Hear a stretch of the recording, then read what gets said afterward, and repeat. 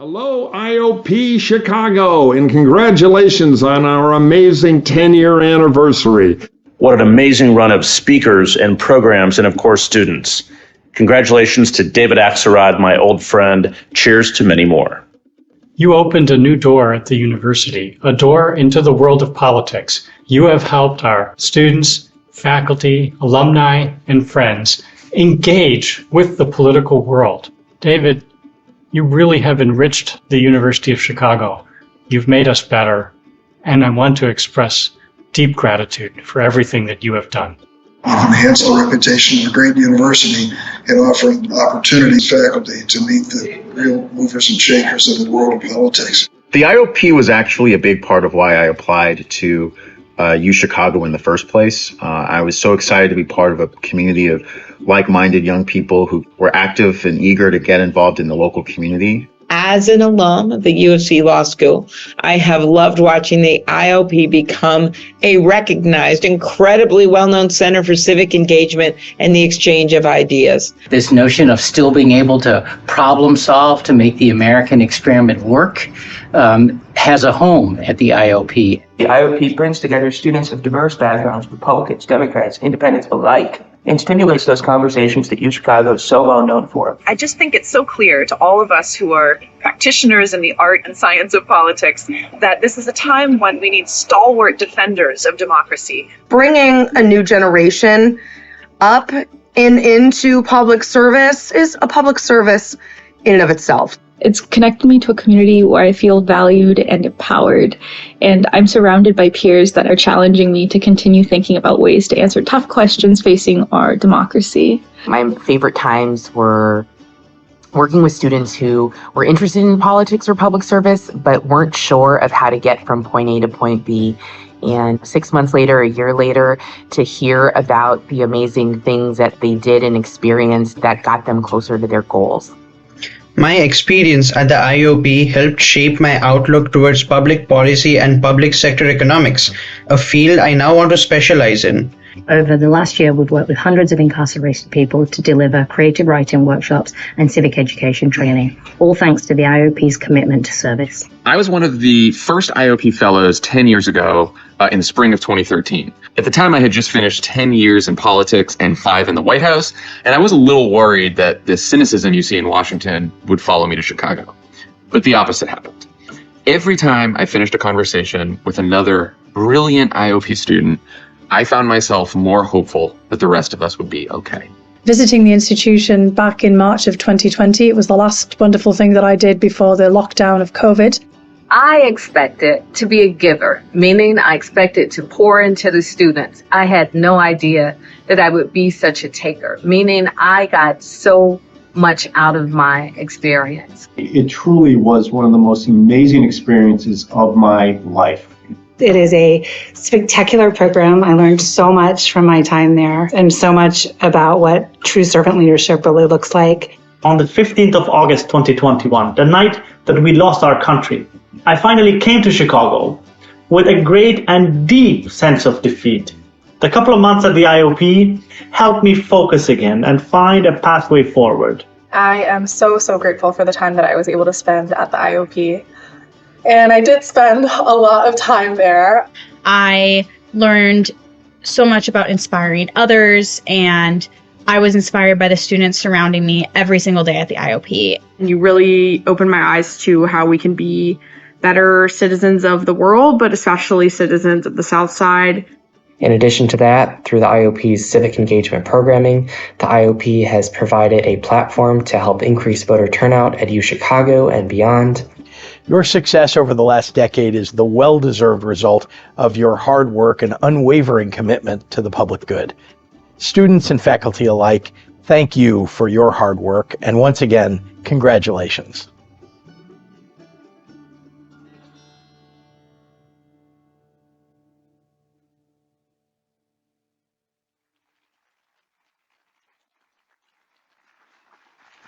Whoa! Ooh.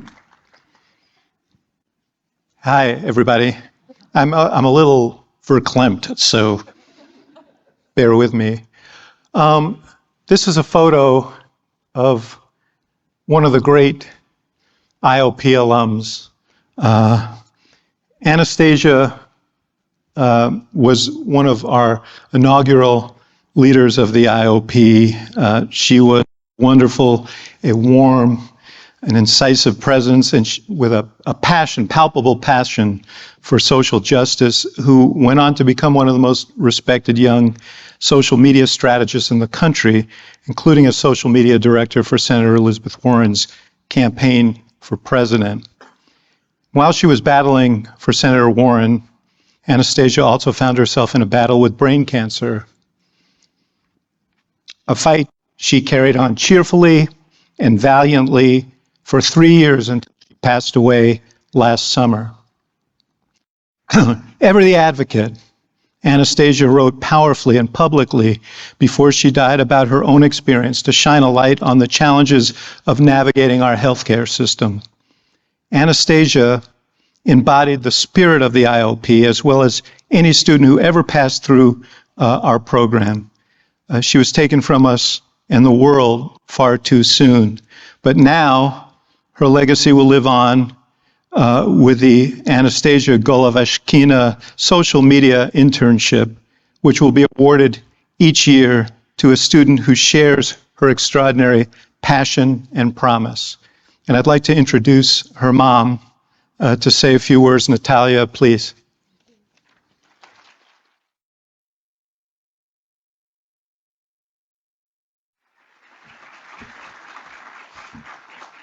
Thank you, University of Chicago, and thank you, Institute of Politics. If Anastasia was here today, she would feel honored. When she was 10 years old, she told me that her biggest fear was to have a mediocre life. Anastasia's life was anything but mediocre. Her first campaign was to become a member of the student government. She promised to work with high school administration to allow students to use their phones during study breaks. She was elected and successfully negotiated this change in the school policy. A future politician was born.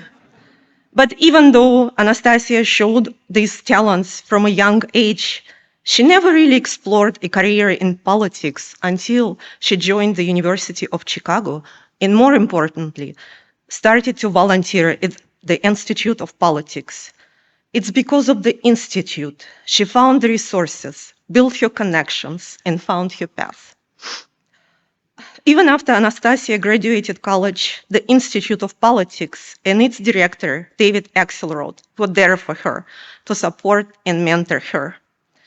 David was always generous with his time and guidance. He was one of the first people Anastasia called when she received an invitation to join Elizabeth Warren's team during the presidential campaign. So I'm so touched that this internship celebrates Anastasia's memory. And it also ensures that young people who want to follow in her footsteps, young people with a passion for making the world a better place for politics, will get the training and opportunity they need to pursue that dream. What better legacy could one ask for? Thank you.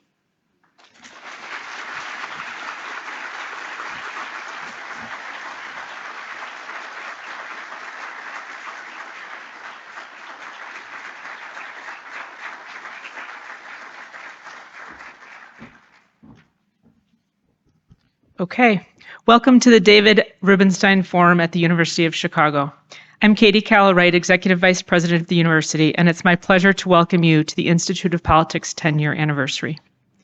The Institute of Politics at the University of Chicago serves as a complement to the extraordinary education students receive here, providing pathways to explore public service, the democratic process, journalism, and the challenges that permeate public policy in ways that did not exist before its founding 10 years ago.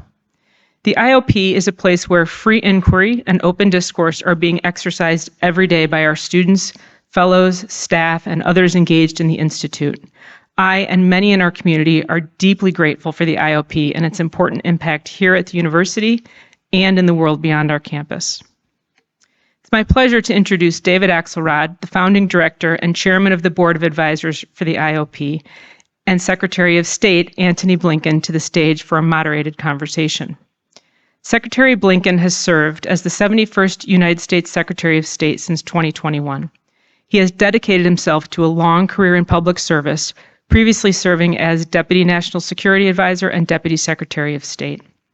Among his many important roles, Secretary Blinken has also served as a fellow in the IOP.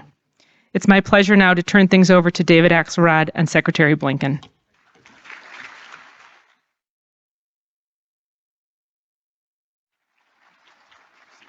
Thank you. Thank you, Katie, for the introduction and for so much more. We'll have more to say about that later. I want to welcome my old friend back. That's right. To the Institute of Politics. I don't know if you remember, Mr. Secretary, when I called you in the winter of 2016 to talk to you about this. I distinctly remember, but I may be misrepresenting this, that I said, I think this job will be a stepping stone to Secretary of State, being a fellow at the University of Chicago Institute of Politics. It was a stepping stone to employment after the Obama administration, so I'm grateful for that. Yeah, but before we get to the weightier issues at hand, because of this occasion, what did that fellowship mean to you? What did you take away from it? Well, first I took away that this is just an extraordinary community. I've had some chance to spend time on university college campuses over the years, and I think it's safe to say I've never been more impressed with a group of students that I had the opportunity to spend some time with back in 2017. Just extraordinary. So it's good to be with all of you. You guys can applaud for yourselves. It's okay. Although I have to say it was also just a little bit intimidating because I asked myself at that age, and it's not a good answer. But also you were playing rock and roll, I think. Or trying to anyway. Yes. Yeah. But what I so admire about what you've done, Axe, and the entire team here is help build a remarkable community, a community that's giving back in a big way. The numbers I saw said that you've managed over the years to place 2,700 people into internships in public service. That's exactly what we need. So I couldn't be more grateful for that. Good, because we're going to talk to you about some State Department internships after this. So. We now have paid internships for the first time in history. So. I call that a cheap applause line. Actually, a costly applause line. This isn't just the anniversary of the founding of the Institute of Politics, but it's also the 2-year anniversary of the Biden administration.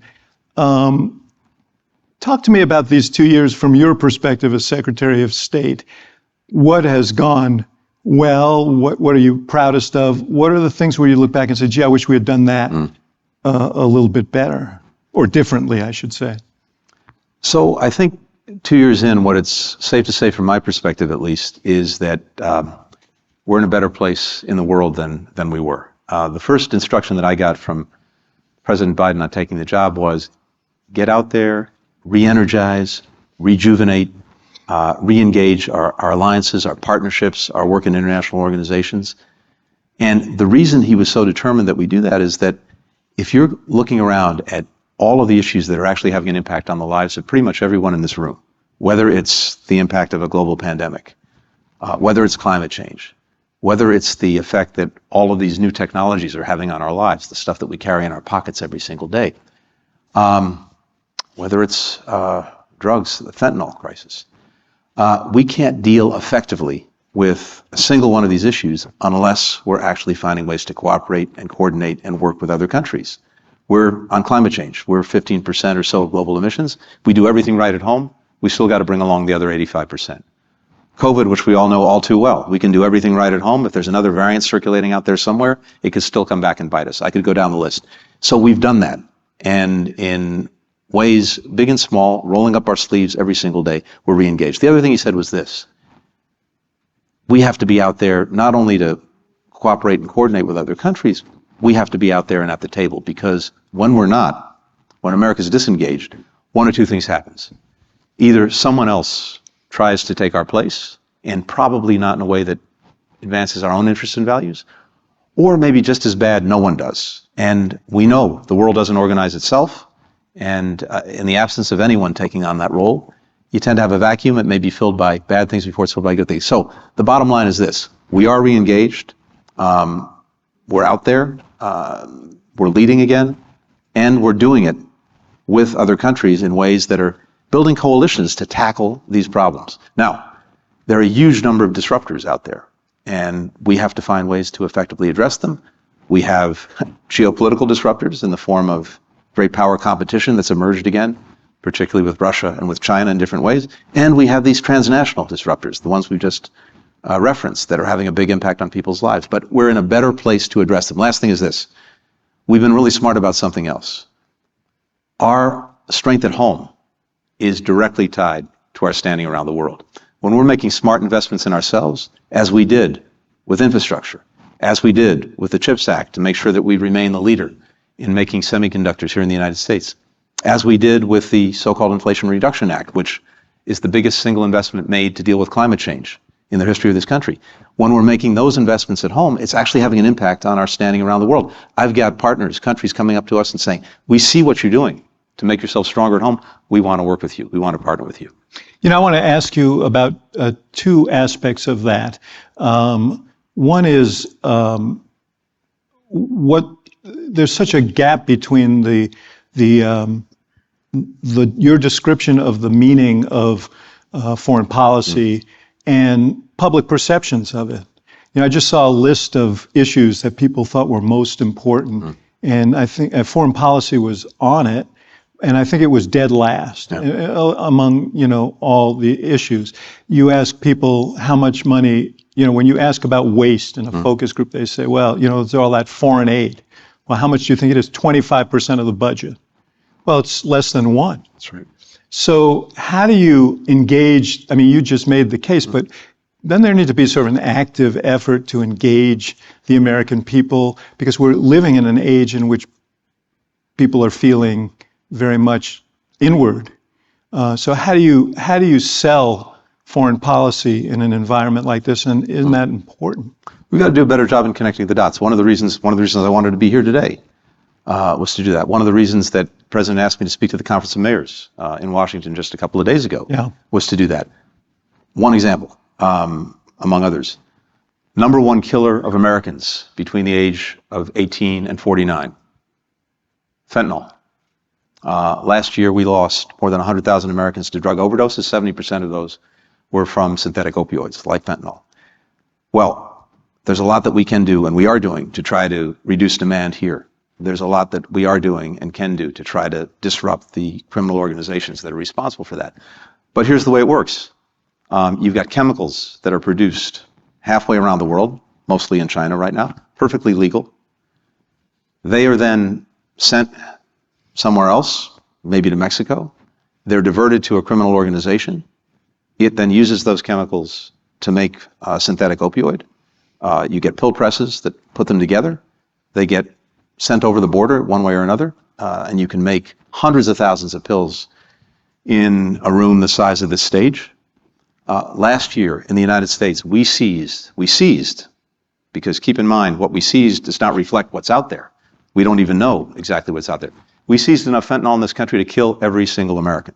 So how do you connect the dots? Well, one of the things that we're doing is trying to organize other countries to make sure that at least when perfectly legal chemicals are being shipped, people know who they're shipping them to, that we're sharing information to make sure that if front companies get set up, they're identified, that things are labeled properly, that you know your customer. And that's one of the ways our foreign policy, because it requires working with China, it requires working with India, it requires working with Mexico, and more countries that are being affected. That's just one example of how what we're doing around the world has a direct impact. Let me come at this from a different perspective, which is the perspective of the world. I mean, one thing's clear when you talk to leaders from around the world or diplomats from around the world, as you do on a daily basis, is how much the American example and American actions mean to particularly other democracies. And the thing you hear is, we trust Biden, and we think things we appreciate the agreement and the outreach and so on, but how we know that that's going to be the case 2 years from now, or even 6 years from now. And they watch what happened on January 6th. They watch other sort of elements of our democracy that are less attractive and less reassuring. And they say, can we count on the country anymore? You must hear that all the time. You know, you get some of that. Look, the president said it himself. I think pretty early on he was talking to one of his counterparts who said, I'm so glad America's back. And then he said, but for how long? Mm-hmm. So sure, you hear that. And I can say two things. First, we have to deal with the here and now, what we can do in this moment, in the time that we have. And my premise is this: if we demonstrate by the policies we pursue and the way we pursue them that we're actually delivering results, that we're actually getting things done, that we're actually making life a little bit safer, a little bit more secure, a little bit more prosperous, a little bit more healthy for our fellow citizens, then hopefully they'll continue to support that approach. And I say the same thing to colleagues around the world who are looking at how they're going to work with us. Second, there's something incredibly powerful about our own recent history, which I've shared with others in conversation. One of the things that we still do as a country and that sets us apart is when we have problems here at home, we still deal with them openly, transparently. We don't try to sweep them under the rug, pretend they don't exist, no matter how painful it is, no matter how ugly it is. And that's actually a very powerful example, because when we're asking other countries to do the same thing, we can actually say, we're doing it. You need, we hope, to confront your own problems. We're actually demonstrating that you can do that and do it in an open and transparent way. You talked about alliances. Obviously, the place where it has been most dramatically reflected is in Ukraine, a situation that you couldn't have foreseen when you became Secretary of State. The question comes up, and the failure just in the last 24 hours to come to an agreement on whether tanks, the German tanks, can be shared with the Ukrainians. The question comes up, how much time do you have there before the coalition frays? Putin is obviously playing a waiting game, and the Russians have great tolerance for suffering, and he seems intent to try and wait this out. What are you telling the Ukrainians, and what is your sense of where this goes and how quickly it has to move before this thing kind of frays? First, I'd say that from almost day one, we've seen a lot of premature reports of the demise of the coalition. And on the contrary, not only is it held together, it's grown consistently stronger. And I'll come to the specific issue you raised. But time and again, we've seen dozens of countries come together to try to make sure that Ukraine's getting what it needs, when it needs to defend itself, to push back against the Russian aggression, to take back the land that was seized, the humanitarian support, the economic support. We just did another so-called drawdown of military equipment for Ukraine, more than $2.5 billion. We're up to almost $30 billion in military support, about $60 billion in total support. Europeans have done much the same. But what I'm finding is this. The center is very much holding in two ways. Just before Christmas, I had a chance to speak to the entire Senate, and something that your successor, Senator Heitkamp, knows so well. And I found, talking to Republicans and Democrats alike in both the Senate and then the House, that the center is still very, very much there. Similarly, if you go around the European countries... The House, by the way, a little less so. No, but even so, I had a chance to spend some time with the new chairman of the House Foreign Affairs Committee, Mike McCall. Very strong supporter of the efforts in Ukraine. So I think the center is very much holding, and in Europe as well. Now, on the weapons, let me say this. Every step along the way, starting from before the Russian aggression, we tried to make sure that Ukrainians had in their hands what they needed, what they could use to effectively push back against any Russian aggression. Before the war started, we saw the storm clouds. We tried to warn the world. We tried to prevent it. Mm-hmm. But even as we were doing that, we tried to make sure the Ukrainians were prepared. We did drawdowns of our equipment, Stingers and Javelins, going back to Labor Day a year ago, and then again before Christmas. So they had in their hands what they needed when the Russians went to Kyiv, and they were able to repel it. All along the way, we've tried to make sure that as the war moved, as the Russians shifted what they were doing and where they were doing it, the Ukrainians had what they needed. And you've seen a succession of different weapon systems go to the Ukrainians. There are the discussions that we have with allies and partners, and including ourselves, is not only what weapons do they need, but They need to be trained on them, so we've got to do that. They need to be able to maintain them, and they've got to be able to use them effectively. All of that goes into these decisions. Yeah. So it's an But everybody ongoing seems to process. agree, all the military, including our own leaders, seem to agree that they need tanks now. British just sent them.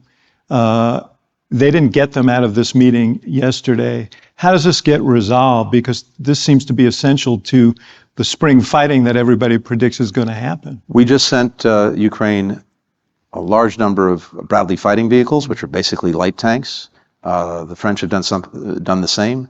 The British have actually sent them combat tanks. Others are looking to do that. It's an ongoing process that will continue to work. But again, we have to make sure that for each system we send it, and these are sovereign decisions for each country to make. Different countries have contributed different things at different times, but all told, what it adds up to is a Ukrainian fighting force that, first of all, starts with the courage and resilience of the fighting force and the Ukrainian people, but because of what we've been able to provide them, has done as well as it's done. And on the Russians, let me just say this to the first part of your question. This is not a static thing. You say Putin is going to try to wait them out. He's not waiting them out in a situation where every single day is not doing extraordinary damage that he's inflicting on his own people and his own military. That military has suffered horrific losses and continues to do so every single day. Meanwhile, the sanctions, the export controls that we've imposed on Russia are dramatically undercutting its ability over time, not only to continue the war, but to advance Russia's economy, to allow it to pursue energy extraction. It's going to have an increasingly profound and heavy effect on Russia going forward. I wish that wasn't the case. This is a tragedy brought about by Putin. The question that one would really love to ask the Russians, if we could speak more directly and clearly to them, is how is what Putin is doing in Ukraine, how has that changed your life for the better? How has it done a single thing that makes you better off? He, in addition to the price that Russia is paying, he's inflicting a tremendous amount of heartache and damage on Ukraine. And it seems like with each assault and each attack, from a political standpoint, it makes it harder for President Zelensky to reach any sort of negotiated settlement other than the exit of Russia from the country. And one also wonders what Russian held ground would be like given the hostility that people feel for them. But where do you think this ends? Well, fundamentally, this has to be a decision for Ukraine to make. Yeah, I knew you would say that, but I mean, I'm just, I probably should kick myself for asking. But I mean, General Milley said he thought the fighting would go in, would go on, that it ultimately would be a negotiation. It would have to be, that every war ends with a negotiation. Right. But it seems like it gets harder and harder given how much destruction is being inflicted on the Ukrainian. Well, it does, and of course Zelensky has to be responsive to public opinion. He is a democratically elected president. He has to represent the Ukrainian people. What's your sense of him, by the way? Oh, he's extraordinary. I got to know him a bit before the Russian aggression. I was over in Ukraine several times before the Russians went in, spent time with him. In fact, when we had the intelligence that we shared with the world about what Russia was planning, one of my responsibilities at the president's request was to go see President Zelensky and share with him what we had, basically to tell him we think your country is going to be attacked, which is a pretty sobering moment. But publicly, he was pushing back on that. Well, there was a reason for that. Didn't want people to flee. He didn't want people to flee. He didn't want investment to flee because he was afraid that the more the possibility of conflict was talked up, the more his economy would be talked down. I understand that. But meanwhile, he was making the preparations that were necessary, and you saw that in what the Ukrainians were able to do with our assistance in repelling the attack against Kyiv. And by the way, Putin has already lost in terms of what he was trying to accomplish. What he was trying to accomplish was to erase Ukraine's identity. Topple him. And topple him, erase Ukraine as an independent country, subsume it into Russia. That has failed. That can't succeed. Now, where this settles is a profound question, and what damage is done in between now and then, we don't know. I was just earlier today in Chicago, I was in Ukraine Village and went to the Modern Art Museum. They have an exhibit now of drawings, paintings by the children of war, by young Ukrainian children. And it shows their experience of the war through these drawings and paintings. And these are kids from, I don't know, age 2, 3, up to 10, 11, 12, teenagers. And this gets to another really important point. You walk in, you look at this, and I think the first reaction you have, if you have children, is, these could be my kids. What if this was my kid? And what Putin is trying to do with the daily assault is to anesthetize all of us, to normalize this, for people to basically say, okay, this is happening and we just accept it as somehow normal, acceptable. That's what we really have to avoid. We have to make sure that we collectively continue to make clear that no, this is not normal. This is not acceptable. And if we allow this to go forward with impunity in Ukraine, then we open a Pandora's box where would-be aggressors around the world will say, I can get away with it. I can go ahead, seize another country's territory by force, erase its borders, kill its people, destroy its infrastructure, and nothing's going to happen. That's why this is important and is bigger than Ukraine itself. It goes beyond that, and it's why we have to stick with it. You were asked recently about what the greatest global challenge was, and it wasn't from Russia, it was from China. You're headed there in a few weeks. The president saw President Xi in Bali.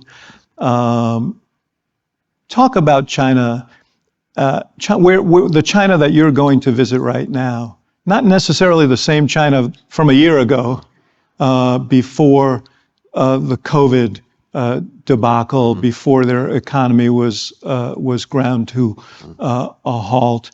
What are you hoping to accomplish there? So the president and President Xi had a very good, constructive, long conversation in Bali on the margins of this G20 meeting toward the end of last year. And I think the most important thing in the immediate for us is this. This is the most consequential and complex relationship of any that we have in the world. And by the way, the same is true. I think many other countries could say the same about the relationship with China.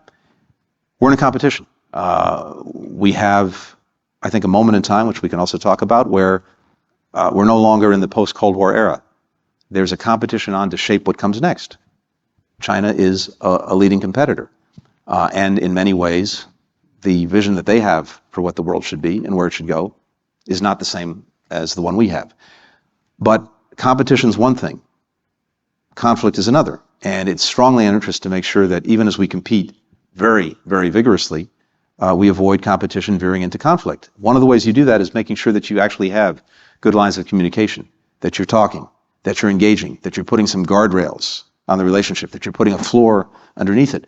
That's what the president and President Xi were doing in Bali. That's the conversation they asked me to continue. So that's a big part of what we're going to try to do. The other thing is this. Well, that question can be very much shaped by issues like Taiwan. That's right. And China's posture toward Taiwan. We saw what happened in Hong Kong.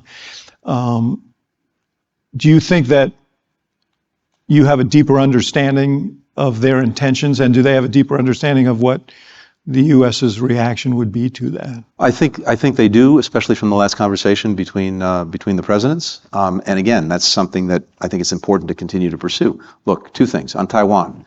What we've seen over the last few years is, I think, China make a decision that it was no longer comfortable with a status quo that had prevailed for decades, that had actually been successful in terms of the relationship between our countries in managing what is a difficult situation. But they've made a decision that that status quo was no longer acceptable, and we've seen them over the last few years, not the last few months, the last few years, ratchet up the pressure on Taiwan. Military pressure, economic pressure, trying to cut off its ties to countries around the world, to international organizations. And from our perspective, that status quo has worked, and it's vital to what's important to us, which is maintaining peace and stability across the Taiwan Strait. What we said to China is this. They say this is a sovereign issue for us. Our response is this is an interest to the United States and to countries around the world, because if peace and stability is disrupted across the strait, if something happens as a result of the actions you take, 50% of every container ship that is moving around the world every day goes through the Taiwan Strait. 70% or more of the computer chips manufactured in the world at the higher ends are manufactured on Taiwan.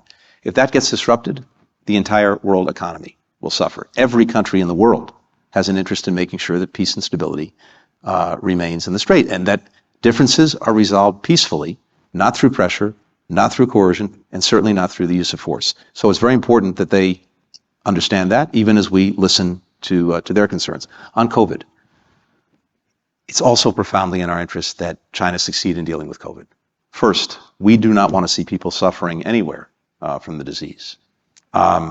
Second, for the sake of its own economy, and as a result, for the sake of economies around the world, it's important that they be able to recover and recover successfully. And third, if COVID is out of control anywhere, as I said earlier, you may get new variants. Those variants are going to travel around the world. They may come back here, and we may find ourselves in trouble again. So it's both the right thing on a human moral level and the smart thing to want to make sure that they succeed. We can't make those decisions for them. I hope that they do. And you feel that the temperature has been lowered to some degree? I think so, because again, when you're talking and engaging, it tends to have that effect. There's something else that's going on. One of the things that I'm hearing around the world, and I think the Chinese are hearing the same thing, is there's a demand signal. The rest of the world expects us to manage this relationship responsibly. They know that the way we manage it's actually going to affect them too. They know that if we're not finding ways in areas where we can, where it's in our interest to cooperate, they will lose out on some of the benefits. We need, for example, to see China play a leadership role in dealing with climate change. We need to see them play a leadership role in dealing with global health, along with us and other countries. It's in our interest to do so, but also that's what other countries are saying to us. So we're trying to be responsive to that. We'll see if Beijing can do the same thing. You know, you mentioned the world in which we live today. I think about the young Tony Blinken, younger Tony Blinken, who walked into the White House National Security Council as a junior aide years ago in the Clinton administration. And that was right after the Berlin Wall had fallen, the Soviet Union had collapsed. The U.S. was sort of a colossus astride the world, a unipower, as it were, superpower. And trade and globalization were seen as ways to lift economies around the world, and also as tools of diplomacy. It seems like we're in a much different place. There was the Trans-Pacific Partnership, and the administration, which you were the Deputy Secretary of State, was going to be a way of creating an alliance of nations as a hedge against Chinese economic aggression. And that failed. And you don't hear much about trade anymore. Globalization, we just had this Davos, the annual thing, Davos, which feels very much now like sort of Disneyland for the elites. It's sort of like still fun to go, but it's a little dated. So talk about how the world has changed and what that means for the U.S. What is the challenge in this new world that we find? So I guess I'd say two things. First, let's not be too hard on ourselves in terms of that moment in time and what we thought about it, because we got a lot of the big things right, even as we got a lot of small things wrong. We managed to get through the Cold War without getting another world war. We managed to see the world lift hundreds of millions of people out of poverty during that period. All of that was good. And if you actually did a freeze frame before COVID hit, in the aggregate, even as recently as 3 years ago, in the aggregate, I think it's fair to say the world is actually safer, more prosperous, healthier than it had been probably at any time in human history. This is kind of the Steven Pinker view of the world, but I think a lot of that is borne out. But what we collectively, I think, missed were a few things. One is we missed that even as inequities between nations were actually shrinking, they were growing within them, and that's had profound effects. And we see that play out here. We see that play out around the world. I think we had a faith that economic integration was going to bring other countries into much more positive relations with every other country. That hasn't borne itself out. We thought that economic liberalization would lead to political liberalization. Well, I mean, I think these things are connected, right? Because that the great economic polarization that we saw, winners and losers as a result of trade, as a result of globalization, created a backlash. And we see it in populist movements around the world, including the U.S. We saw it in Brexit. We've seen it in a lot of different places. What do we do about that? What do we do to give people a sense that they actually have a stake in the economic systems of our countries, and that it's not just the global elite that are benefiting from it? Well, in the first instance, I come back to what I started with a few minutes ago, which is to say it starts at home. And it starts with making smart investments in ourselves, investments that are actually going to deliver better results and better lives and livelihoods for our own people. And we've been making those investments, and I think they're going to start to pay out in the next few years. You know, it also starts with a recognition that there were people and regions that were losers in this deal. Absolutely, which is one of the reasons, for example, we want to make sure we've talked about the incredibly positive power for many years of the internet, but of course, if it's not widely shared, that positive power is not going to be there for everyone. So rural connectivity has been a huge piece of this. Of course, we also know the downsides of connectivity for everyone that we also have to grapple with. There's enough connectivity that it has helped fuel some of these populist movements. That's right. So that's a whole other subject. But I think you're exactly right. There has to be, and I think there has been an awakening to the fact that in different ways, too many people have been left behind. But also, look, I think there are a lot of profound things that have happened. This is the president talks about this as an inflection point in world history that comes along every 6 or 7 generations, not every decade, but 6 or 7 generations. And so much has been said and written about this. But one of the things I feel profoundly, you asked me what's changed since I was first in government.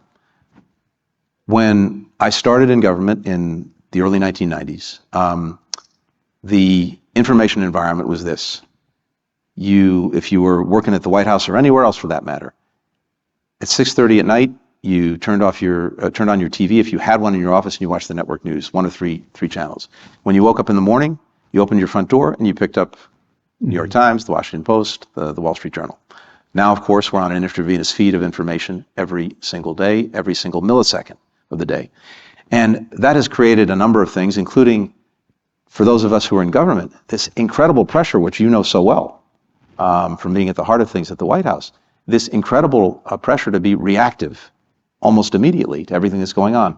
Having the discipline to not do that, to actually sit back, step back, think through what you're doing, that's more difficult than it's ever been, but it's also more imperative. I should say parenthetically here, I'm not going to ask you about the whole documents thing because I know you won't answer. So I just wanted to put a pin in there. You know, a lot of the young people here care deeply about the issue of human rights. And I know you, and I know your family history, and I know how passionate you are about human rights.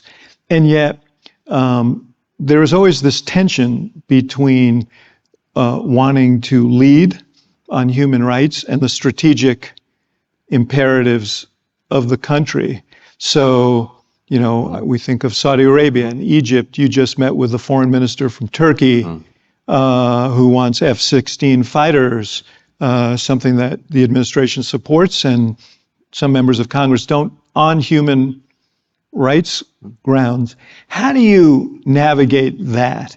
How do you say we are the guarantors of human rights at the same time that, but, you know, there are times when we can't? President Biden wanted to make sure that one of the things we did was to put human rights back at the heart of our foreign policy, but it's not and can't be the totality of our foreign policy. I don't see a zero-sum choice between values on the one hand and interests on the other. Human rights are a profound value for us, but they're also a strong interest because we know that countries that actually respect the human rights of their citizens in a multiplicity of ways are going to be much better actors on the global stage with us, for us, and for the things that we care about. So one of the things that we have to do in every relationship that we have is figure out the right balance of interests at any given time. We're trying to advance all of them. Sometimes it's painful, but sometimes it works in interesting ways that may not be so evident. You mentioned Saudi Arabia. Well, we spent a lot of time trying to recalibrate that relationship to make sure that it's working better than it has been to actually address our interests. One of those interests is human rights. One of the benefits of what we've done over the last couple of years is we've gotten the Saudis engaged in a much more productive way and positive way in trying to end the war in Yemen. This is, when we took office, arguably was the worst humanitarian situation in the world. And the abuse of human rights of the people of Yemen was probably near the top of the list. As a result of the kind of engagement that we pursued, the conflict is certainly not over, but it's in a much better place than it's been. We've had a ceasefire that's now endured for many, many months. People are not being killed the way they were before. Rights are in a better place than they were.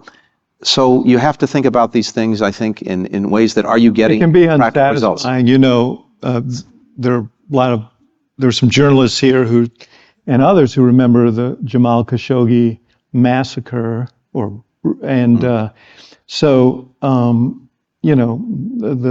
was jarring to see the president fist bump the guy who apparently was the mastermind of that murder. But you're saying this is what I'm trying to get at. I'm not being judgmental about that. No, I'm saying these are hard decisions. You're going to meet the Chinese.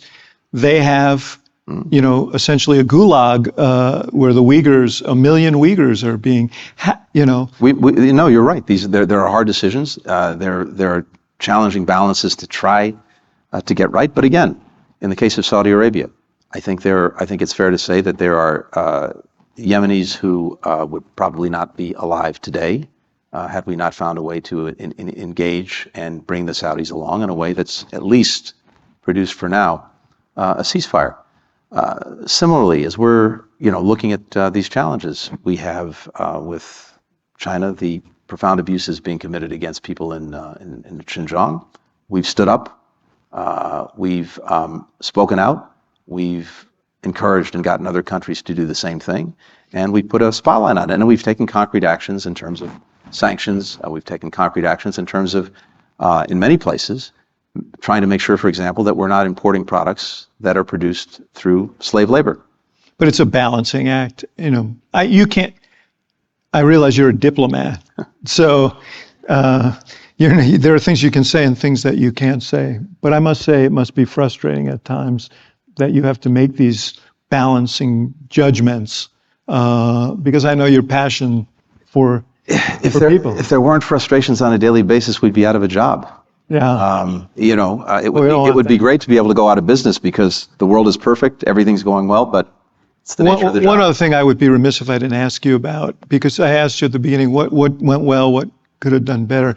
I'm sure you're about to go through some bracing hearings about the withdrawal from Afghanistan. And let's stipulate that I think a lot of Americans would say, yeah, it is a good thing that we are not there anymore. Concern about what's happened to human rights there, but the withdrawal remains a question. And as always happens in Washington, there's a lot of fingers pointing in different directions. Some of them at the State Department. Do you look back at that and say and ask the sort of after action, what should we have done differently? You always look back at what you've done and try to ask that question. And one of the things that we did is we're taking a hard look at that, and we commissioned a study by one of our leading retired diplomats to do just that. And that's something we'll be, I'm sure, talking about in the weeks and months ahead. We want to make sure that in any instance, especially one as challenging as fraud as that we learn whatever lessons are to be learned, that we apply them going forward. And we've already started to do that. But you acknowledge it was fraud. So I'd say a few things. First, to your point, President Biden ended the longest war in American history. And the result of that is that there will not be future generations of Americans going off to fight and die in Afghanistan. I think that's a good thing. And I think that's something that most Americans support. Second, many of the predictions... And I was there in 2009. He was very consistent in his view. We both heard it together then. Second, many of the predictions, at least until now, of some of the terrible things that might result have not borne out. We've not seen an upsurge in terrorism coming out of Afghanistan. In fact, we've demonstrated that to the extent that terrorists are there and being harbored there, we're able to actually get at them, as we were able to do with Zawahiri. We haven't seen to date a mass refugee exodus. It's hard for women and girls there. But that's what I was coming to. We have also seen the Taliban being either unable or unwilling to make good on things it said it would do, and that the international community, not just the United States, said we expected of them, starting with making sure that they were actually protecting the rights of all Afghans, including women and girls. That has been a dramatic step backwards, and we're working to deal with that as best we can now. We're going to have to go to questions. I do want to ask you this. There are a lot of people here who are considering what they want to do with their lives. And there was a period of time in the last decade when joining the Foreign Service became less attractive. And I want to give you a couple of minutes to make a sales pitch here for why people should consider that work, that form of service. So I've had an incredible opportunity in my own life to do a bunch of different things. I was a journalist for a while. I was a lawyer for a while, for 1 year, 10 months, 2 weeks, 3 days, and 5 hours. That good, huh? Yeah, that good. But for those of you who've had to go to the law, it's great. I dabbled in movies, etc. And then after a long circuitous journey, I wound up in government working for President Clinton. And for the past 30 years, that's pretty much what I've done, with a couple of periods of time out of government, because elections happen and things change. And what I can tell you is this: there are so many different ways to find fulfillment, to find happiness, to find a sense of purpose in life, in the private sector, in NGOs, in academia, you name it.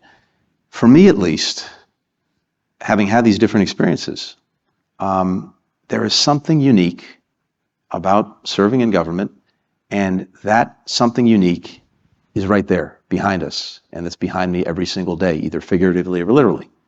And it may sound corny, but for me at least, knowing that I'm there with the American flag behind me every day is something that I haven't really found in any other pursuit that I've engaged in. So I really commend it to folks to find a way, and it doesn't have to be in Washington and the federal government. I think public service in some fashion, serving your community, if not serving your country, there's something about that that just is unique in the fulfillment that you get from it, even with the frustrations that come along with it. We just had the largest entering class at the State Department that we've had in more than a decade. So I am incredibly proud of that and pleased about it. But here's the thing. It needs constant renewal. One of my missions is to make sure, to the extent I can have anything to say about it, is that we continue to attract the most talented, most dedicated people that we possibly can. That's what I want to see happen. It's one of the reasons, David, that we're spending time not only in dealing with all of these external problems, but also trying to make our own institution as strong as it can be, and an attractive place to work. We're in a competition for talent. We know that. So we have to make sure that our department is a place that people want to work. We've done that in a number of ways that probably time doesn't allow me to get into, but as it happens, our diplomat in residence, Susan Flacco, is right here today.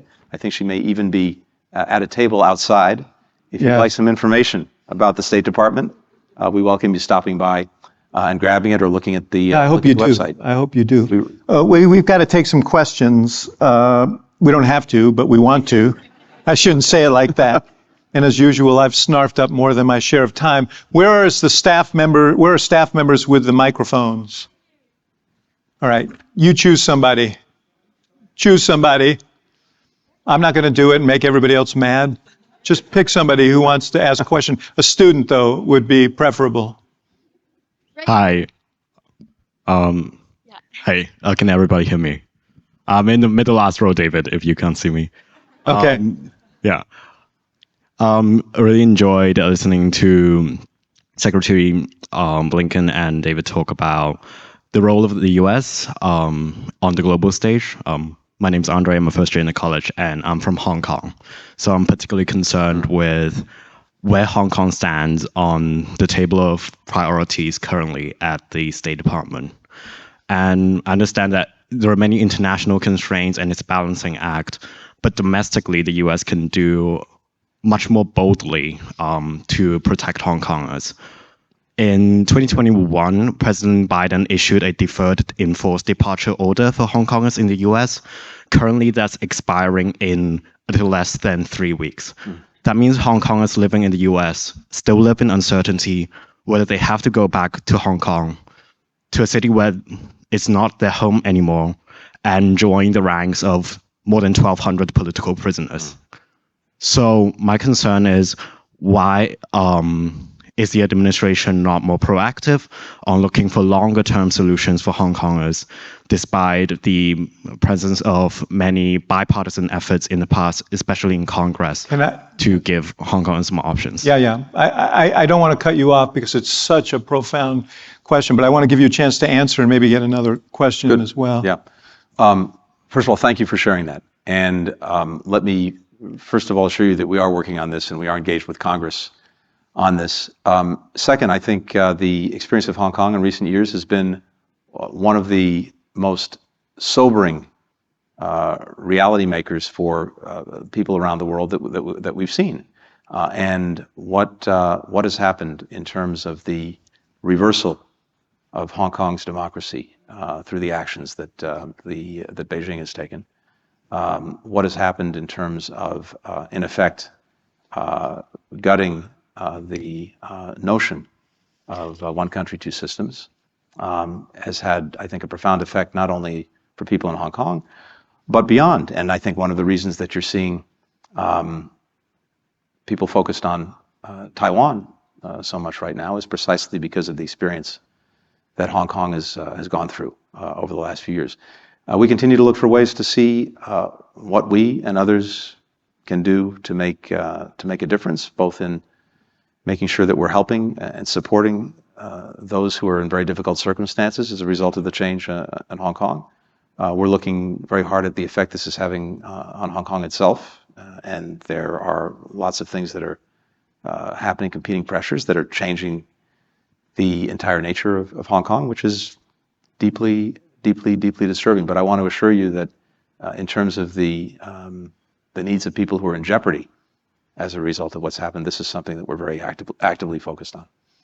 Seems like this is one of those frustrating issues where imperatives collide. One more question. Don't address yourself to the people who have all the power with the microphones. Yeah. Yes. Hi. My name is James, and I'm a second year in the college. And what I want to ask about is the way in which that you answer the question, seeing that the Biden administration and its foreign policy is leading both with having strategic interests as well as human rights as the forefront.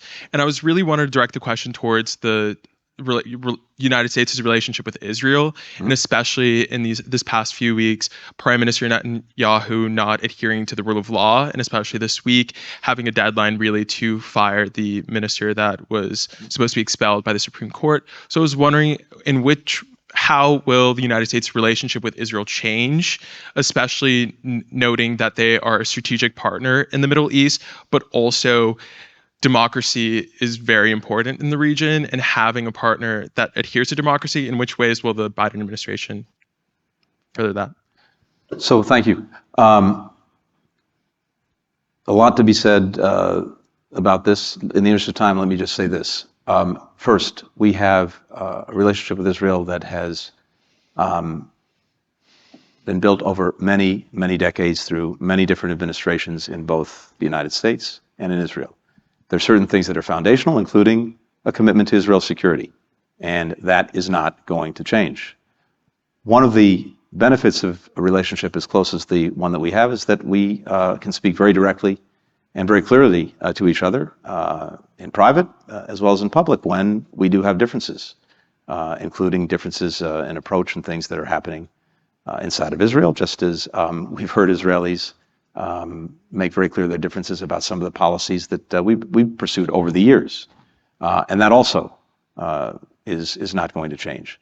So one of the things I said is we're very much focused not on the particular personalities of any one Israeli government, but on the policies that government pursues.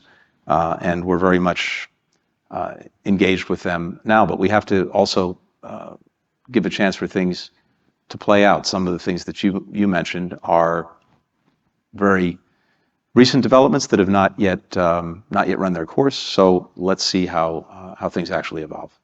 Let me just ask one follow-up to that, which is a good question. Given the coalition that Prime Minister Netanyahu has had to put together, the most right-wing coalition in the history of the country, what have you communicated? I guess this is a stupid question because you won't answer, but what has been communicated about red lines, and are there red lines in terms of settlements, in terms of human rights, in terms of issues of concern, democratic rights within the state of Israel? David, I'm tempted to say you're right. I'm not going to. Yes. We've known each other a long time. But in fact, a couple of months ago, I had an opportunity to speak to the relationship and the various issues in the relationship. I got a chance to talk to folks at J Street in Washington.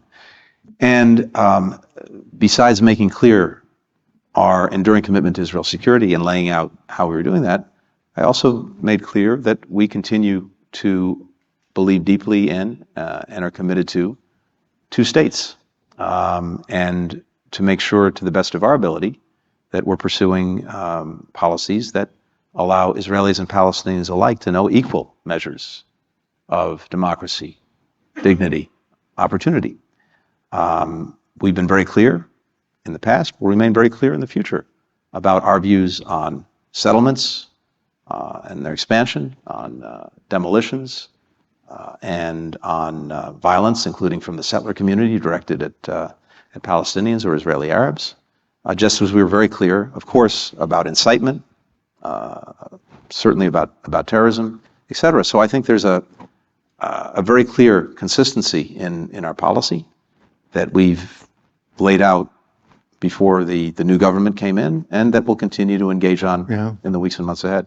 Yeah, I guess the thing that we'll discover is how much that clarity of message is received. But let me just say, Mr. Secretary, my friend Tony, we are so proud to claim you as an alum of the Institute of Politics. The Institute of Politics is what it is because people like you with a wealth of experience are willing to share their time and the lessons of their experience with the leaders of tomorrow. And so the fact that you came back here today and took time in your busy schedule to be with us as we marked our own occasion means the world to me. David, thank you. And I feel a real attachment not only to you personally, because we're such good friends and colleagues over many years, but to the IOP and to the University of Chicago. It was a great experience for me. So being back is a wonderful thing. I had some just extraordinary colleagues who were here as fellows at the same time. So I'm really grateful for that. Last night, as you know, I've got little kids. I have a soon-to-be 3-year-old daughter and a soon-to-be 4-year-old son. And my wife was putting our daughter to bed. And as she was putting her to bed, my daughter said, "Oh, should we wait for Daddy?" And my wife said, "No, he's in Chicago tonight, and he'll be back tomorrow." And she looked at my wife with real concern and said, "Do they have beds in Chicago?" So I'm going to go back tonight and report that yes, they do, and they have an incredible Institute of Politics. It's one of our great virtues. So thank you so much.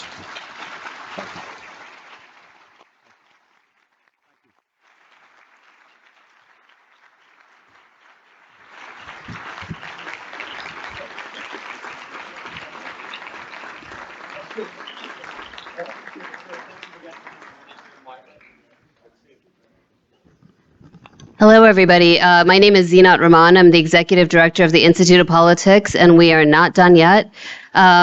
We have a panel that can only a panel that can match having the Secretary of State here for our tenure, and that is a panel of our rockstar alumni. So with no further ado, I would like to invite to the stage our new director, Senator Heidi Heitkamp, Abdul Dasunmu, founder and chief strategist of the Young Black Lawyers Organizing Coalition, AB 13, Aaron Simpson, program officer for Tech and Society at the Ford Foundation, AB 15, Myra Kawaja, director of public strategy at the Invisible Institute, AB 16, Dylan Wells, campaign reporter at the Washington Post, AB 19, and Devshi Malhotra, co-founder and CEO of Justice Text, AB 19. Please join me in welcoming them to the stage.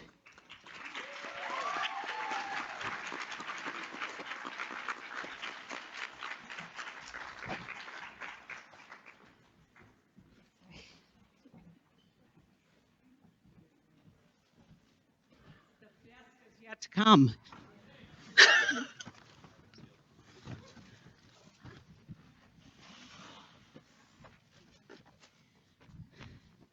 Good afternoon. Thank you so much, and I hope a lot of you are able to spend a few more minutes with us here at the IOP. I'm Heidi Heitkamp. I am the new director, I guess. I'm the new David Axelrod. Only I have glorious hair, and somebody didn't. So there. We are so excited, and I didn't want to waste any time doing extensive introductions of this amazing group of alumni of the IOP. I wanted their bios are all there. I wanted them to have the opportunity in the brief time that we have with you all to tell their stories. And we have kind of an amazing first panelist, Aaron. Aaron, who not only is an alum of the IOP, but was an amazing fellow last year, came back to give back. And she has we're going to have her kick it off.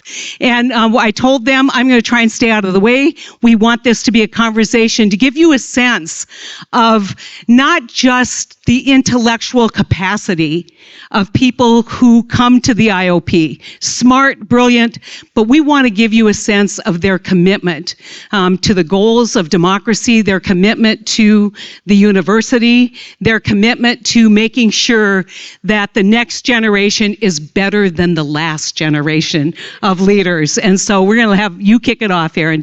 Tell us, I'm going to pose a question. Why did you end up at the IOP? I mean, what led you to us? Oh, well, thank you so much, Heidi. And of course, Secretary Blinken, thank you for opening for, my friends and our wonderful new director, our new David Axelrod. So I got to return to the IOP this spring as a fellow, and it was such a full circle moment for me. I worked with an amazing group of students. We had a critical socio-technical look at disinformation, better than any of these scholarly or journalism conversations that have been going on. It was really real. And it was almost exactly 10 years after I walked into the doors of the Institute of Politics House as an undergrad with approximately nothing to show for myself other than enthusiasm and an idea that I had with my friends Olivia Miskowski and Jacob Tukolsky that maybe we as UChicago students had something to learn from the civic technology movement. And we didn't know what we were doing, but everyone at the IOP, Dylan Siegler and David and Steve and Darren, just said yes. And that became Tech Team. And so soon we're in the living room, mob programming in R and Python, and then trying to figure out how to put together digital infrastructure that would help a little bit to the community organizations and the local officials that we were working with, which we quickly learned almost never involved custom Python. But we were, we had no idea what we were doing. We had no credentials, right? But the IOP believed in us from the start. And they cheerleaded us, and they helped us work through the many mistakes that we made, and they helped us make it happen. Now, to 10 years later come back, and be able to have the seminar and to be able to join on this very stage the conference with Frances Haugen, the Facebook whistleblower, following Barack Obama and Maria Ressa, talking about myself as a professional, the issues that had really brought me into the door in the first place, and sort of thinking about the critical socio-technical challenges that were coming for democracy. It was incredible. But actually, the best part was to sort of look and see what Tech Team had become from those very humble beginnings, so professional and thoughtful, and to get to trace all of the alumni in those 10 years who went into tech companies and went into government, bringing that civic tech energy. It was really incredible to think that all of that started by us walking into the door and the IOP saying yes. And you can see from the bios, they've all taken different paths.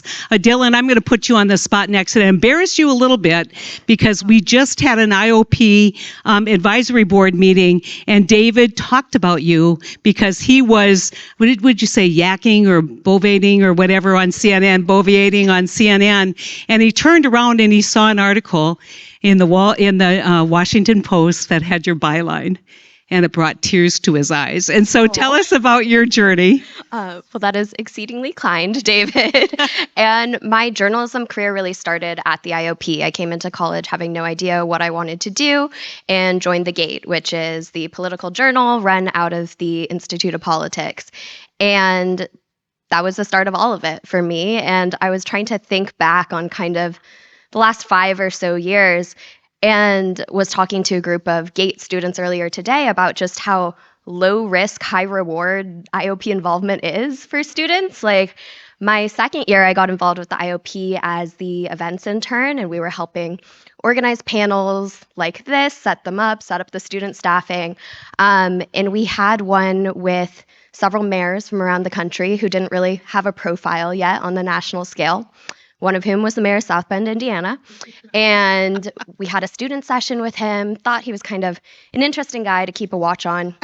And a few weeks later, myself and some IOP students, some friends I met here at the IOP, we found out he was running for DNC chair and thought, let's drive to Detroit where they're having a DNC debate. And did that, interviewed candidates for DNC chair as a, 19-year-old. And that helped me get my very first job in journalism, my very first internship. And now I'm regularly covering the former mayor, who is now Secretary of Transportation. The day before the election this year for the Post, I was out in Nevada, and he was campaigning for Senator Cortez Masto and incoming IOP Fellow Governor Sisolak. So there's been a lot of very full circle moments for me, and it all started with the David Axelrod reporting grant. Amazing, amazing stories. Abdul, you're hearing from, somebody who's pretty intellectual over there in Aaron, and you're hearing from a journalist. Yeah, you, Aaron, you're smart. We all know that.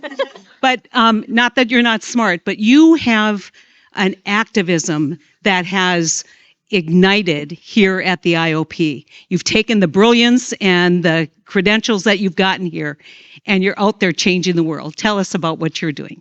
Well, first of all, thank you so much, Heidi. Thank you, David. Thank you to the extraordinary team here at the IOP that you've put together. I am a lawyer. Lawyers are rarely the smartest people in the room. Why did you point at me?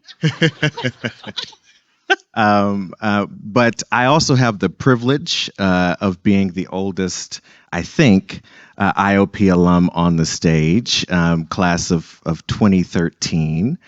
And so I remember the olden days of the University of Chicago. I remember what this institution was. It was a very impressive place to go to school, but it was more impressive if you wanted to study the thing than if you wanted to do the thing. And I came here wanting to do the thing. I came here wanting to get into the arena of politics. I was inspired by a black man from the south side of Chicago who was ascending to the presidency, and I wanted to be part of that movement. But there really weren't a lot of institutional levers at that time to support that.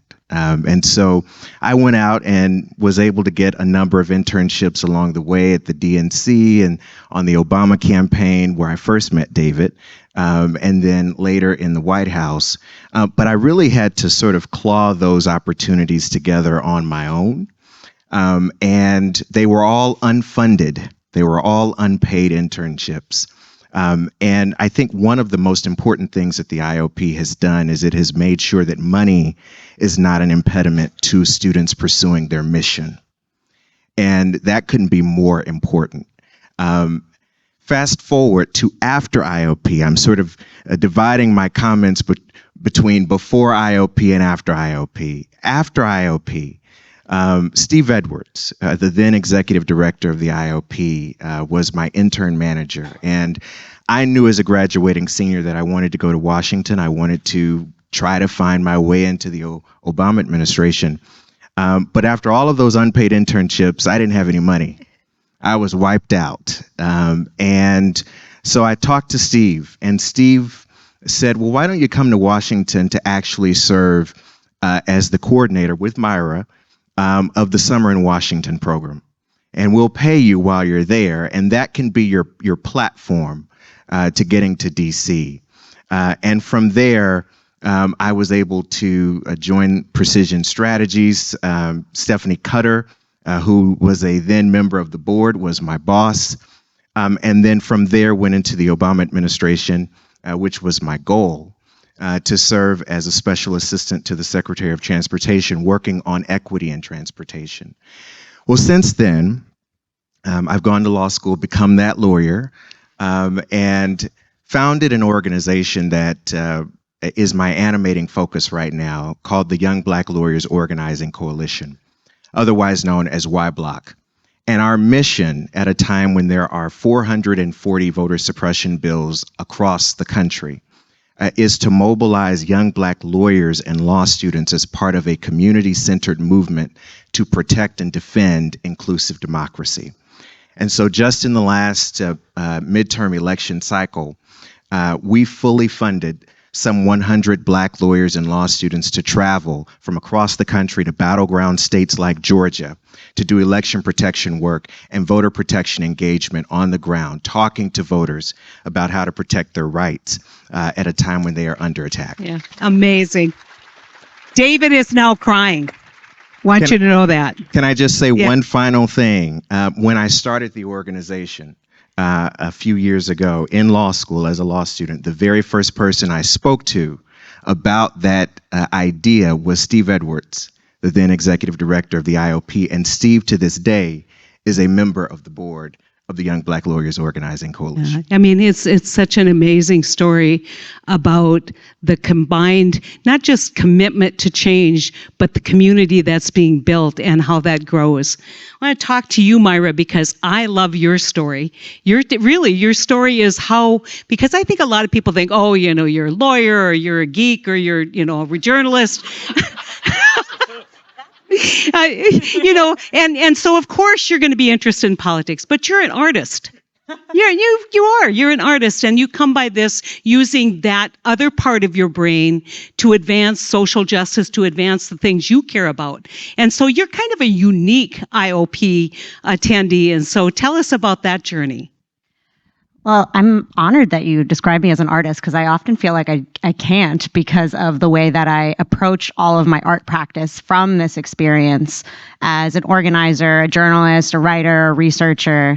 But I think the IOP, I don't know what my career would look like if I hadn't been a part of the IOP. I actually don't know that I would have had the confidence to walk into arts in politics spaces, and also just organizing spaces generally, without the mentorship and guidance of people like David or Darren or Dylan or Steve or Zenat.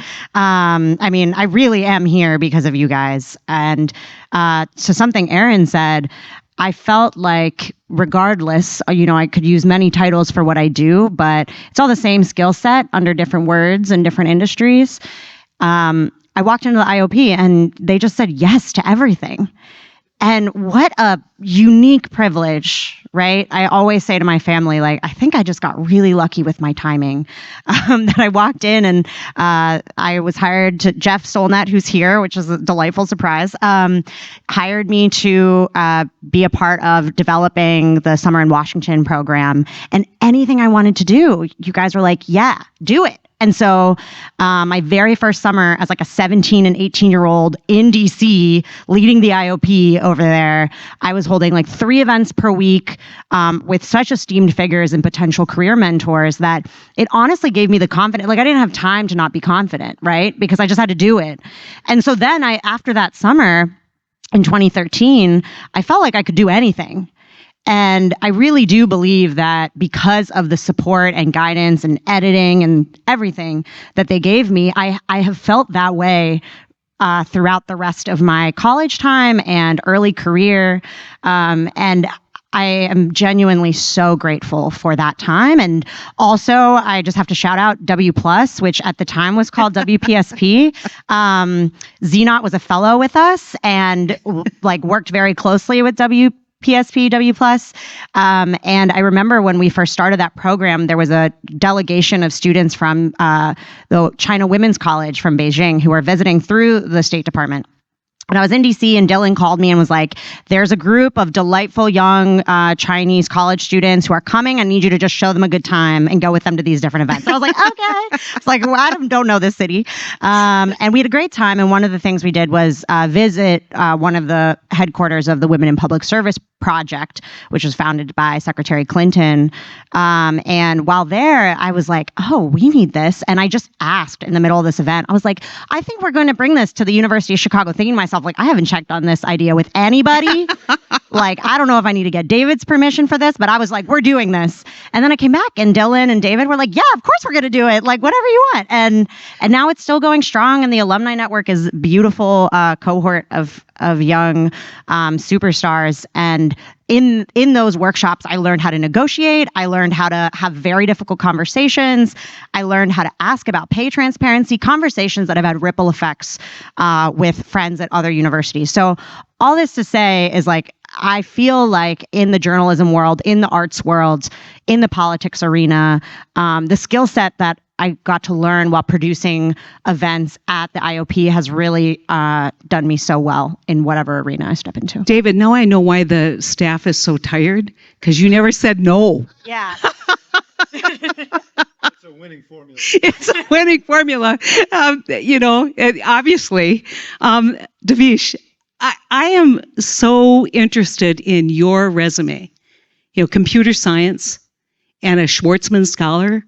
I mean, I don't know how many of you are familiar with that program, but I know how incredibly competitive it is. And I know that someone with that resume could walk out of this building and command the world. But yet you are taking that experience that you had at the IOP and you're moving mountains with it. And so tell people about your experience at the IOP and how that has informed the decisions you've made for your career.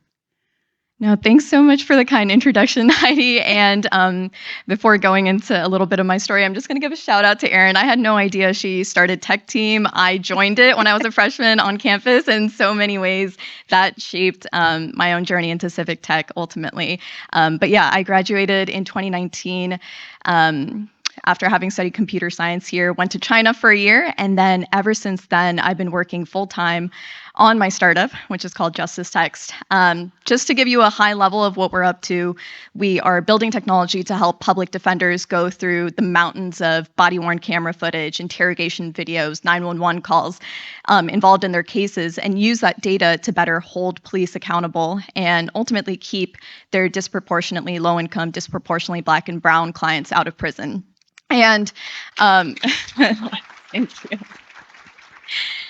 And in so many ways, that journey that I've been on has been like the most terrifying journey of my life, but it would not have been possible without the IOP. And so I guess when it comes to reflecting on my experience, that's really what I'd like to share today.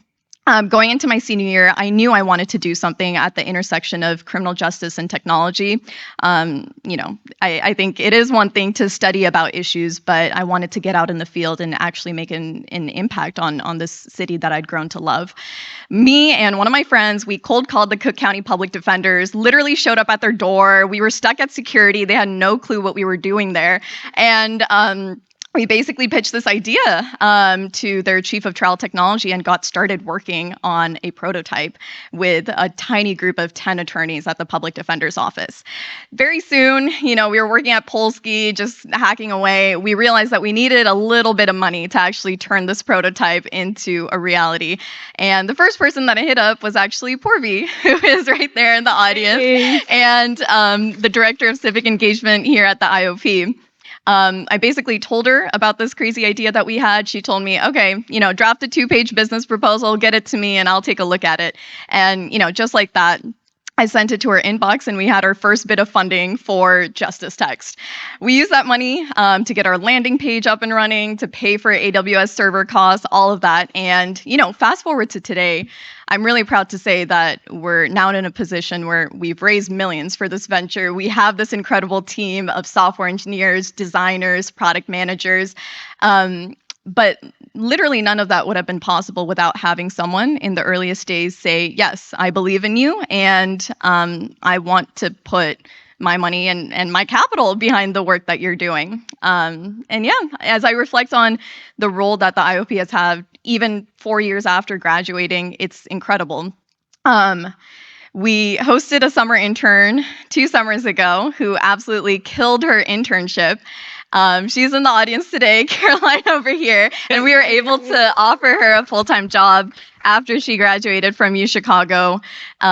We recently were able to bring on former Stockton Mayor Michael Tubbs as an investor in Justice Text.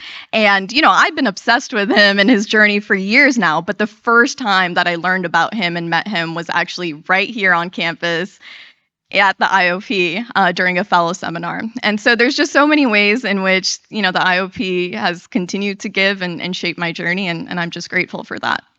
Well, I now I'm crying. I want to thank the 5 of you kind of personally, because my husband's in the audience and he's wondering what the heck we're doing in Chicago and how it was that I got talked into this. And man, if ever I had a doubt about my decision, you 5 have dispelled it 100 times. Isn't that true? Aren't you proud of them? So, as you know, we are celebrating this year the 10th anniversary of the IOP. My daughter is actually an alum of the University of Chicago. Unfortunately for her, the IOP didn't exist. And so and she had a wonderful experience here, nothing to say other than positive things, but I know it would have been so much more enhanced had she had this opportunity to network with all of the kind of diversity and division of labor in moving the world forward that you see here. Now I'm going to ask you, this is our 10th anniversary. You guys have been around, you love the IOP, but you're also really critical thinkers, or you wouldn't have gone to this university. So now I'm going to ask you, what can we do better? What can we do that would even enhance even more the student experience? Because we exist for students. We don't exist for the faculty or the administration. They like us a lot, but that's not our audience. Our audience are all the young people in this room that we want to inspire to a citizenship, that we want to inspire to think about what's their passion and how do they achieve their passion, whether it's in, as Secretary Blinken said, in the private sector, whether it's in the public sector. How do we make that experience on this campus even better? And Erin, I'm sorry I called you a geek, but you really are. All right, well, thank you. And I'd like to first submit for the record that Myra is also a geek. So can't let you get off without that.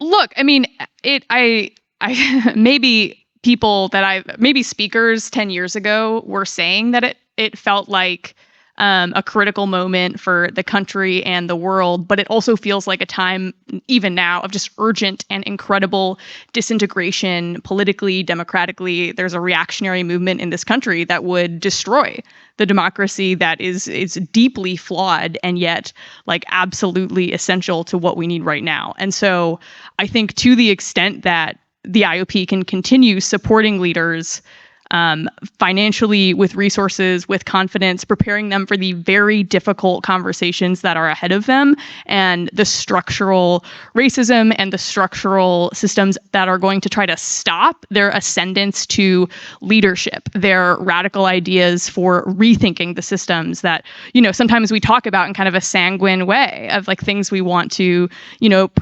preserve. Having surface area between, where you can talk to, say, Secretary Blinken and ask questions rightly about Hong Kong and about Palestine is like those are the kinds of moments that are going to help students figure out how to ask those questions on bigger and bigger and bigger stages until everyone is asking those questions. And I think the IOP really excels at that, and to the extent that we can get even sharper and dig even more into making sure that we're investing in those people and having those hard conversations and challenging power, I think that's really exciting. Who wants to go next? I'll jump off that. She called you a geek. Yeah, well, she knows me. No, I really appreciate what Erin says, because I do think at the University of Chicago, it's not just the IOP. First of all, asking that question tells me you're going to be great in this role. I feel so good about if this is the direction. Yeah. So thank you for that. So I think a lot about like how my time at the IOP shaped me, and also like, of course, things that I would maybe have done differently. And I think a lot about this, like the growing reactionary movement of like, far right wing politics, right? Or just like anti-democracy movement. And I think a little bit about the ways that like we could have seen more of it coming, even when I was a student, even during like the Obama administration. And I think back to some conversations we had on like the student advisory board, actually. And some of the debates that we had that were actually like normalized, or just neutralized rather, things that in retrospect feel like an obvious answer. So for example, for many years, it was a vicious debate and organizing campaign to build a trauma center at the University of Chicago. And people who were around back then will remember like fights about, would an extra 20 minutes of a commute to Northwestern actually cause someone to lose enough blood so that they die? And these were like very normal debates, and you could not get too upset in them. And looking back on it, it's kind of sickening to think about the ways that like trauma center protesters and organizers were ostracized and like made fun of and considered very, very radical. And now it's like the university has billboards everywhere, like we have a trauma center, and thank God we do, right?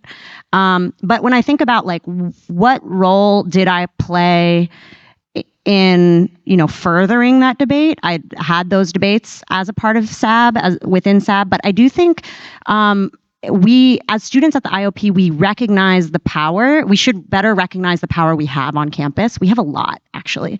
And we are citizens, or residents rather, of Chicago. And so we should think about the fact that we are residents of the South Side, and what can we do with that, right? There's an ongoing debate about reparations in universities across the country. There's just ongoing debates about the disinvestments and investments that the university makes. And so while that might not be a super exciting suggestion for administration at the university, I do think as students who are really ready to dig into like some of the toughest political questions of our generation and of our, of American history, that's not something you have to wait until after graduation to do. You can learn through practicing right now as a student. And I think the IOP can continue to say yes to the various civic engagement efforts. I mean, we're so shaped, obviously, by the civic engagement portfolio and by putting, thank you, Purvi, and events and being able to ask hard questions. But you're also not here only to ask questions. You're also here to like do the work. And so encouraging people to think hyper locally as well as residents of the South Side is what I would suggest. So this will come as no surprise to anyone who knew me when I was here. this is a room full of future leaders. The University of Chicago is an institution of future leaders. And if there's one recommendation that I would make to the administration and to the leadership of the IOP, it would be to think more critically about the voices that are shaping future leaders.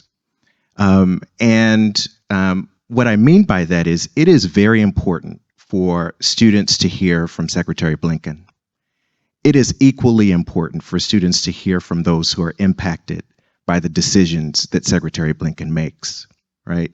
And so part of what I want to encourage us to do is to make sure that we are inviting into the conversation those who are closest to the challenges and to the problems, because those who are closest to the challenges and to the problems are closest often to the solutions, but they are also the furthest away from the resources, and they are furthest away from the tables where decisions are made. And so I think the biggest recommendation would be to make sure that we are inviting communities in, that we are inviting people who are doing the work, who are organizing in their communities, who are fighting big fights that are going to shape the future of our democracy. Make sure we are inviting those people in and make sure they have a seat at the table. Because as future leaders, we have an obligation to make sure that we are grounding our leadership and our decision in the lived experiences and lived realities of everyday people. Wow.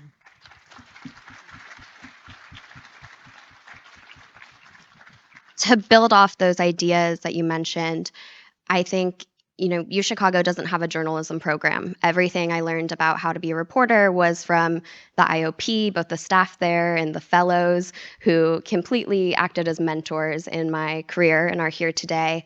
But within the IOP, the GATE is housed within civic engagement. And so the entire lens that I was taught about journalism was journalism as an act of public service. It was not the pre-professional path that, is very against the UChicago ethos. It was all about how you can ask these questions to reflect back on the community and ask the difficult questions of the guests that come here to campus because of the IOP.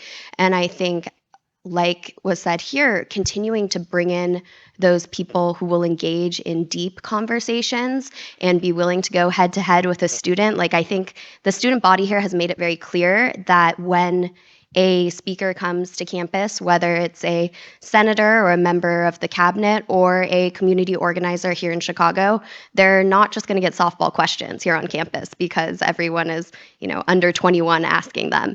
And continuing to give a space for some of those difficult at times conversations and giving students the training, the groundwork that they feel comfortable asking questions of those who are significantly more powerful than them. I feel like that was one of my big takeaways and something that served me my entire career in journalism is because of the conversations I was able to have as a first year who knew nothing about politics with world leaders. You're not afraid to go up to these people and ask a question or share your disagreement. And I think having more opportunities for that is only more beneficial. Last but not least. I think one of the things that's very easy to fall into the trap of, especially if you are a student at a university like UChicago, is feeling like you don't have enough knowledge, you don't have enough credentials, you need to go to that job, you need to get that degree, you need to do that fellowship before you can actually feel like you're in a position to make the impact that you want to have on the world. And I think that was definitely something that I struggled with and contended with a lot when I was an undergrad on campus.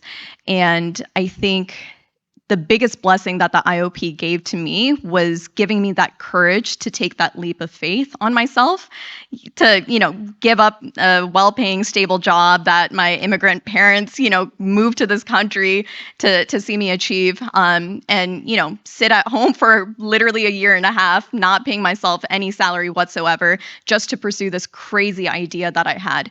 And I think, I've spent a lot of time in the tech industry. I have my fair, share of issues and reservations reservations with it, but one of the best things about it is how much it believes in the power of young people to make a difference, and how much, capital, resources, mentorship is available for those young people to actualize their visions. And I want to see more of that in policy and politics.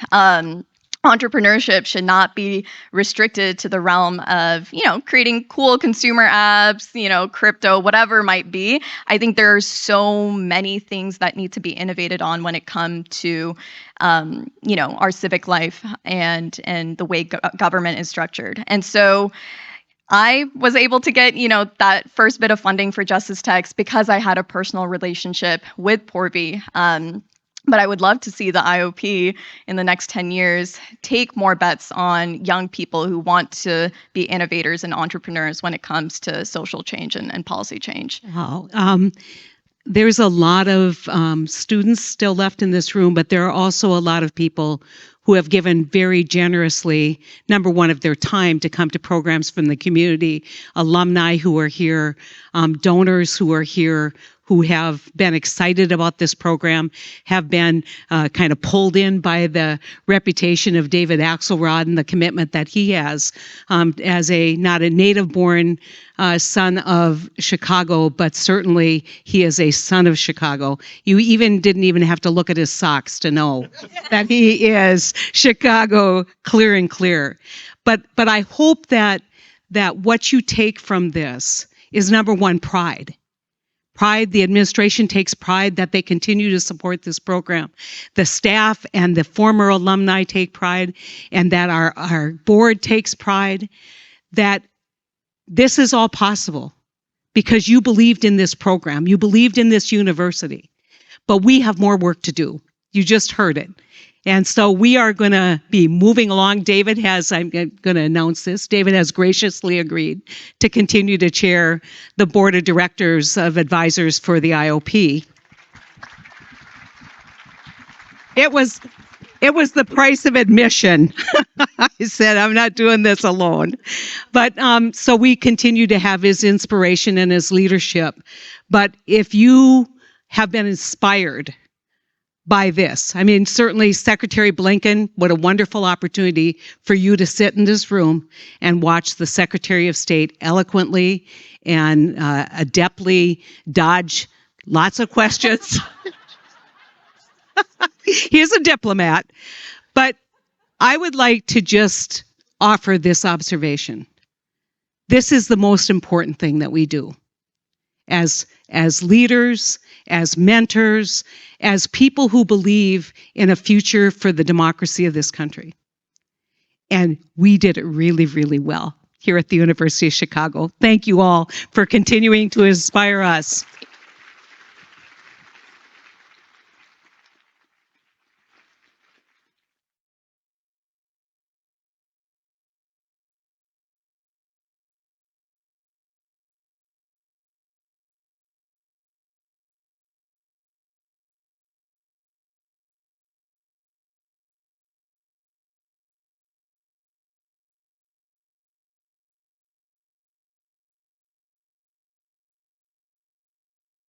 My mic is off. There we go. Hi, everybody. We just have 10 more minutes, maybe 5 to 10 more minutes, where we hear from David, and then we celebrate. So if you weren't inspired by that, you just don't have a heartbeat. But I thought that was the most inspiring thing we've done all day. So when we thought about the best way to honor our founder, David Axelrod, we knew that it was something that had to be experiential and career building for our students.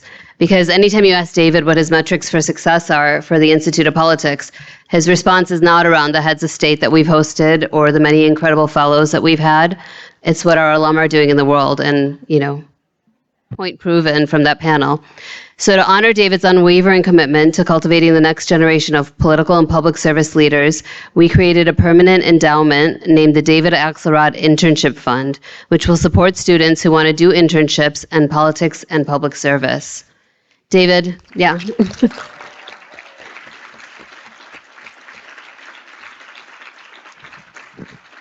David, this is a concrete way to make sure your legacy will live on in perpetuity, even as, you're still going to be involved with us and we're not going to let you go that easily.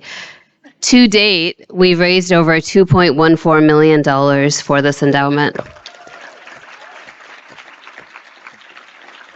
So for all of those of you who've made a donation, thank you. For those of you who'd like to, we're supposed to have QR codes up here, but there are QR codes on the front table. We wouldn't have been able to do this without my co-partner from the Board of Advisors, Beth Meyer. So I'd like to pass it over to her. Thank you, Zena.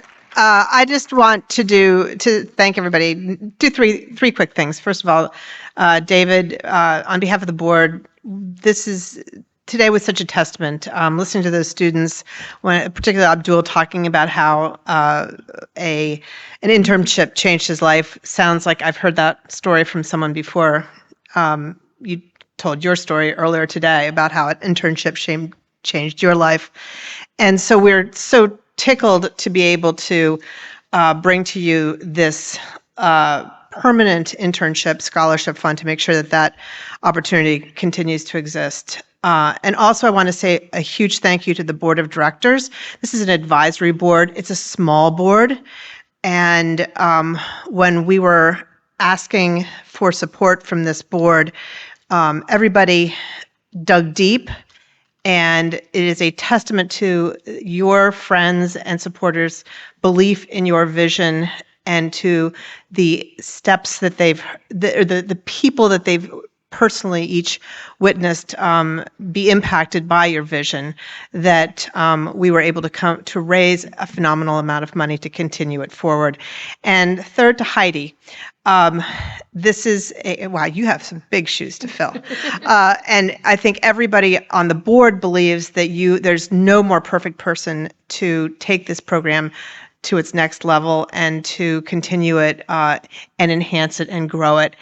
And to the students, wow, just continue being you. Thank you so much. Please come on up with your back. Huh? You jump in. No, come on. Just with your back. Man, if I'd known about this, I would have quit a lot earlier.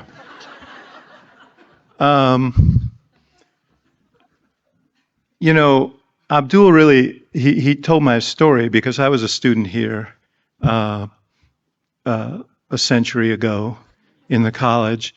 And some of you have heard me tell this story before, but when I left politics and decided I wanted to create an Institute of Politics at the university, well, it wasn't clear it was going to be at the University of Chicago, but I wanted it to be at the University of Chicago because when I came to Chicago, there was nothing like it.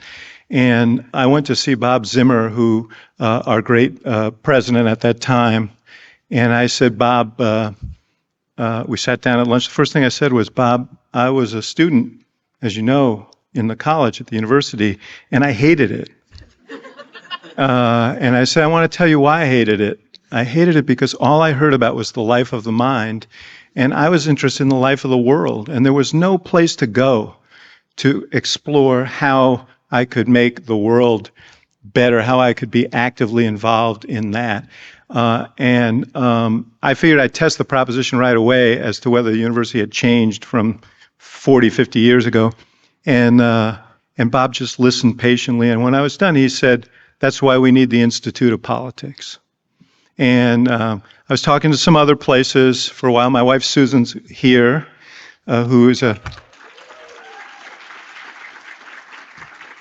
where all good things begin. And Susan is a lifelong, grew up here. Her father was on the faculty. And I'm going through my due diligence with several institutions, or a couple of institutions. And Susan said, well, what are you doing? And I said, well, I'm trying to decide. She said, there's no decision here.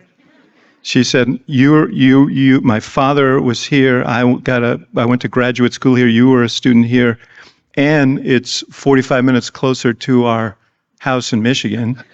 There's no decision here. But I have to tell you, it was the greatest decision other than marrying Susan. It was the greatest decision of my life because there was a need to be filled, and we filled it. And when I say we, nothing like this. I had an idea, okay? I had a dream, but I had a whole bunch of dream makers who helped me. I see some of them sitting here today. My executive directors, Darren and Gretchen and Steve, and now Zinat. What incredible partners. And we've had such a phenomenal staff. Some of you are still in the room. And then the chance to work. I mean, listening to you guys, I felt like a proud father. Just so proud of what you've done. And to have the exposure to you and so many more people like you who are going to go out there and change the world, it's like a dream come true. And so I'm not really here to say thank you for this, because there is no better way. If you would ask me, what could we do that you would like us to do? Internships is the thing that I would have asked for, because they did change my life. I got an internship at the Chicago Tribune, changed my life, made everything possible. And I've seen it happen with other students here. So this was an incredible thing to do. And I'm so grateful to everybody who's contributed so generously, to my fellow board members, for that. But I really want to thank, and he's not here today, I want to thank Bob Zimmer, whose belief in this made it all possible, and whose stalwart support made it all possible. And I want to thank Paul Alivasatos for picking it up and never losing a step and saying, this is something this is part of us now. This is important to who the University of Chicago is. I want to thank my friend Katie Callow-Wright. Let me just tell you something. If you want to get anything done at the University of Chicago, go talk to Katie, because she'll get it done. And she's been such a friend and such a supporter. Finally, I just want to say, there are a couple of staff members I want to recognize particularly, but I want to say to Zinat and to Heidi, this would be a harder thing to do if I didn't think I was handing this off to people who are so suffused with the mission and so capable of taking the IOP further.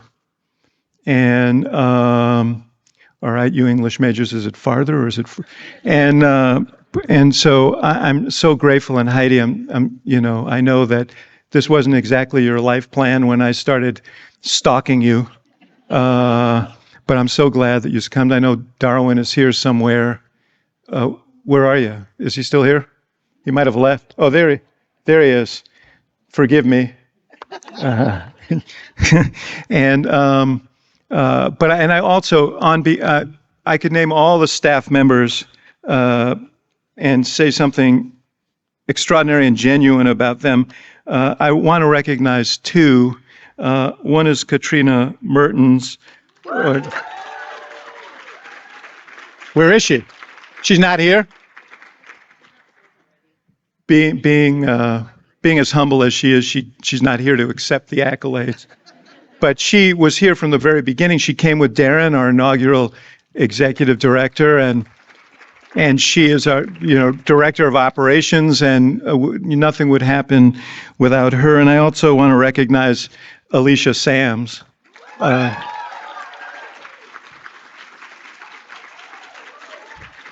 Our fellows director. Alicia was someone I knew she was a documentarian who was covering the Obama campaign in 2008. She moved to Chicago, and slowly we lured her in. And she has been such an extraordinary presence around the Institute of Politics, and she's touched so many lives, both the lives of the fellows and the lives of the students with whom she's worked. And she's leaving that position shortly. Is sort of irreplaceable, but we've decided to parole her. But Alicia, thank you so much for everything you've done and for your friendship as well. And thanks to all of you for hanging in there for this. Been an incredible day, and I leave here with more gratitude than I could ever express. So thank you very much.